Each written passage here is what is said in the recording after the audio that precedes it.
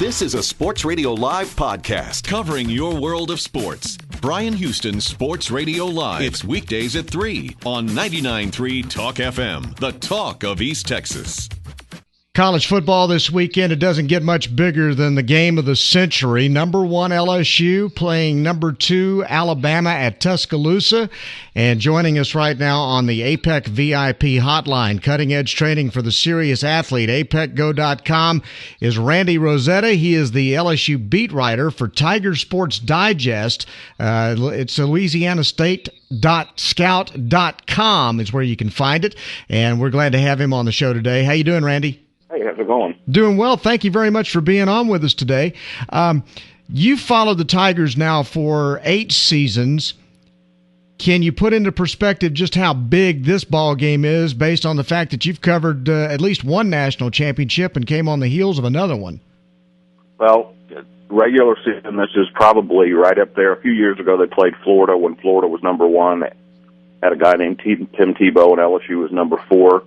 And that game was in Baton Rouge, so that had some different bigness to it. But this definitely is up there, if not above that one, as far as the way it's been hyped. You had the extra week off. It's almost like a Super Bowl environment where you have that extra week to kind of process it and think about it, and everybody's had every chance to break down every angle. So I don't know about the other media guys that are covering. I'm going to be awfully excited when Saturday just gets here to cover the game so we can kind of rip the bandage off and see what's underneath. I understand there are 600 media requests that have been filled for this ball game in Tuscaloosa. That's what I've heard, and I have no idea where they're going to squeeze all those people. I guess I'll make sure and put on my underarm antiperspirant that day because I sure don't want to offend anybody because it's going to be awfully tight in there. What kind of a game are you expecting this weekend? I think it's just going to be a physical slugfest.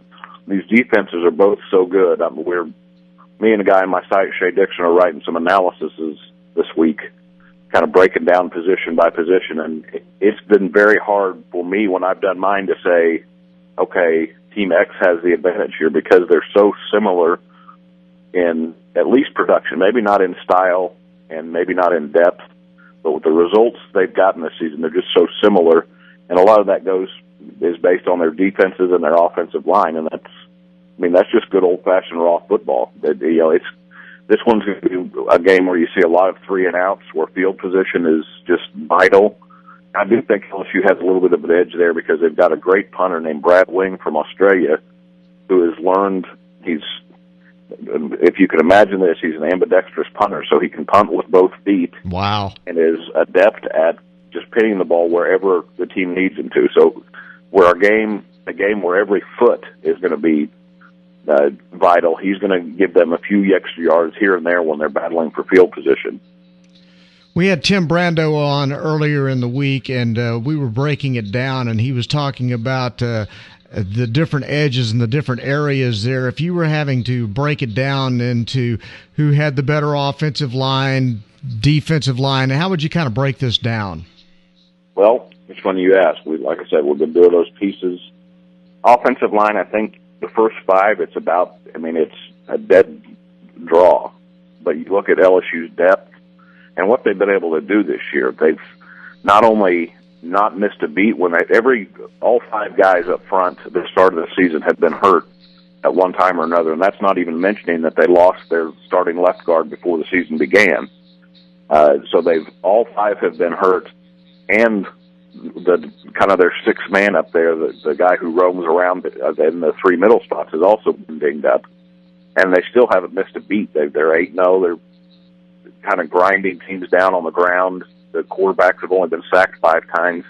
So I think the depth gives LSU a little bit of an edge there, and that's, like I said, it's hard to say there's a clear edge because Alabama's offensive line is so good, but because there's a few more bodies that have contributed for LSU, I give them the edge there.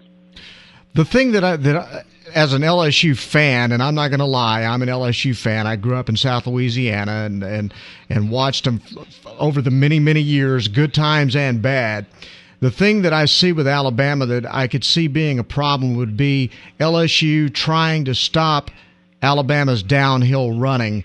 just because of the sheer size of the Alabama offensive line and the power of that. Is LSU big enough? I know they're fast enough, but are they big enough to slow that down if it starts becoming a between the tackles kind of a ball game? Well, I think you'll see the differences between the two teams in that regard is Alabama is big enough to cause some trouble for LSU's running game without having to do much other than just line up and play. LSU's not as thick. Their front four is based more on speed, but I think what you may see is maybe some run blitzing and probably extra safety help from guys like Tyrann Mathieu and Brandon Taylor. They may become, in effect, the fifth or sixth defensive lineman or extra defensive ends or however you want to put it, and that's mostly because LSU's linebackers have not.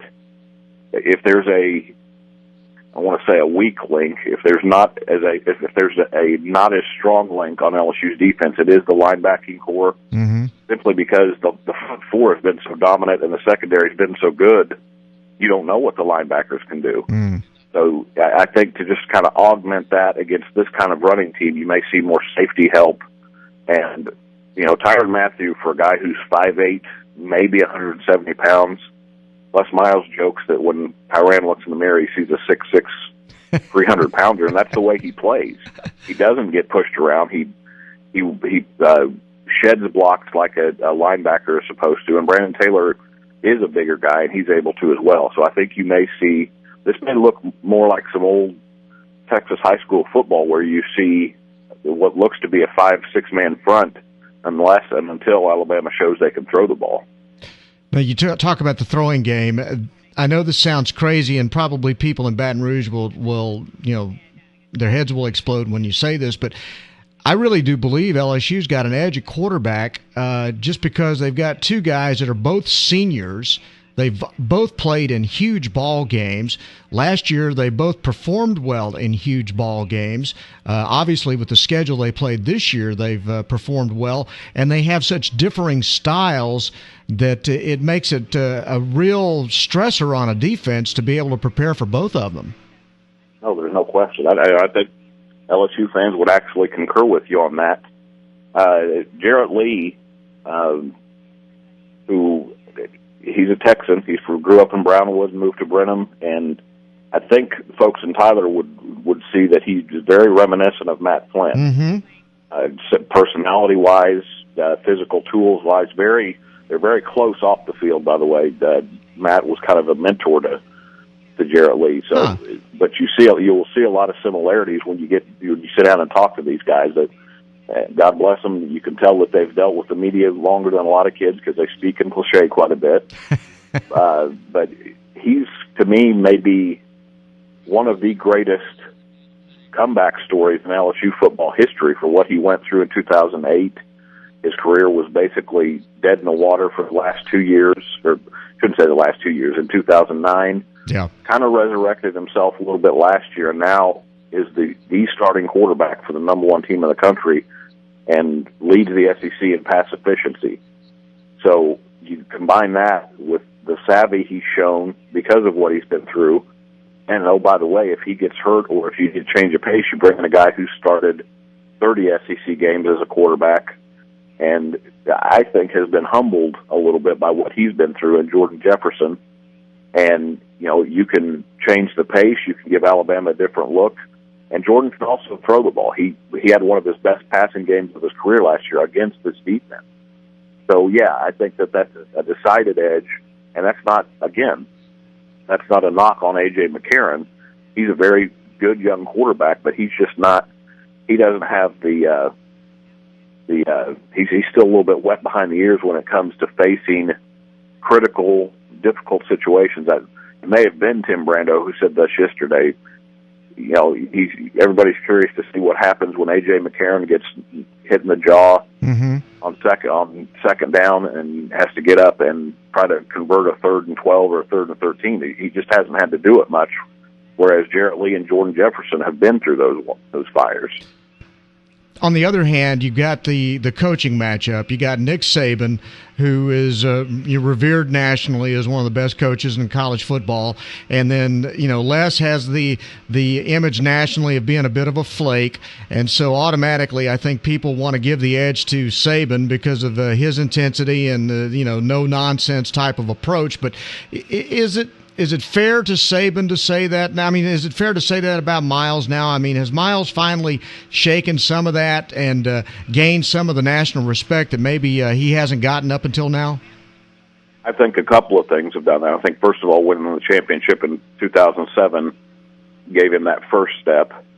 Some things he's done along the way, including beating Alabama last year. A lot of people look at that as just maybe an LSU win over Alabama. You go back and look, and what that did is it ended Alabama's shot at defending its national championship. That's a pretty big statement when you think about it. He not only, they not only beat Alabama, but they out-schemed them. They probably were a little less talented than Alabama, and they found a way to beat them. So I think that kind of shed that monkey a little bit. And then by turning Michigan down a second time, because LSU fans are savvy enough to know that if Michigan comes after your coach twice, he must be doing something right. This isn't San Jose State coming after him. This is Michigan, and LSU fans know about college football history, and Michigan is a name that strikes with you. So I think those three things, and then I think maybe most of all, the way he's guided them through these infested waters this year. All the off-the-field stuff, the Willie Lyle stuff, the Russell Shepard suspension, the Jordan Jefferson suspension, these recent suspensions. It's like he's at a carnival, and these obstacles keep popping up, and he just keeps knocking them down. And I think that, as much as anything nationally, has made people realize, hey, this guy knows what he's doing. Not only are they physically prepared and schematically trained well, but he knows how to be a good CEO of a team. Yeah, he's goofy. He eats grass. He wears his hat strange, and for the life of me, I still can't understand what he's saying half the time, but he does.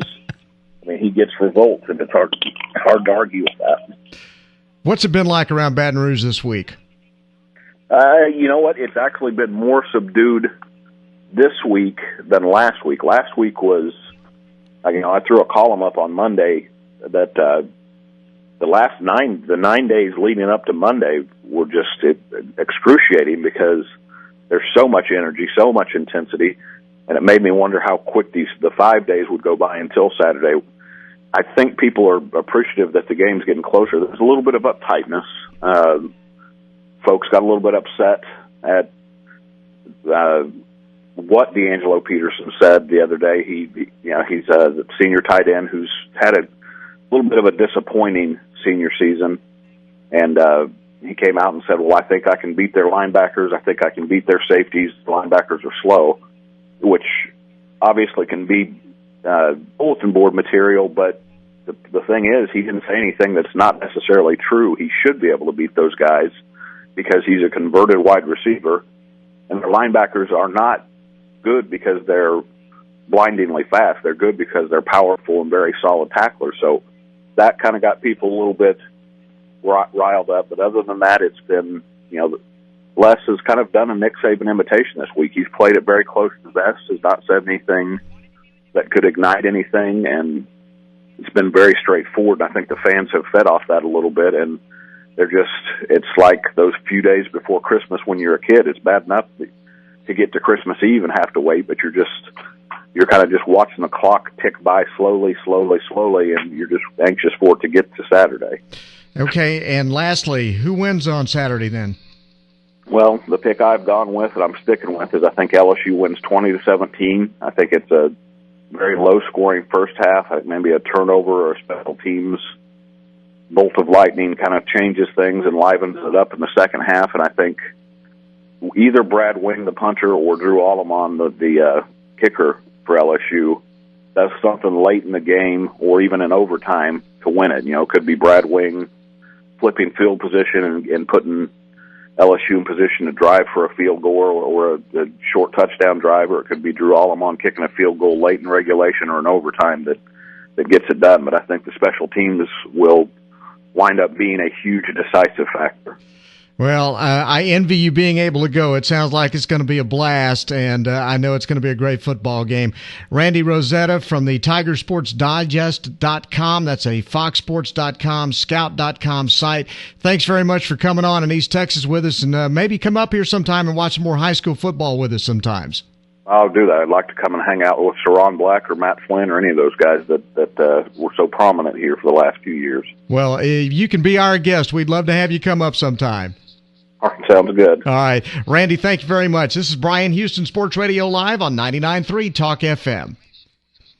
This is a Sports Radio Live podcast covering your world of sports. Bryan Houston Sports Radio Live. It's weekdays at 3 on 99.3 Talk FM, the talk of East Texas.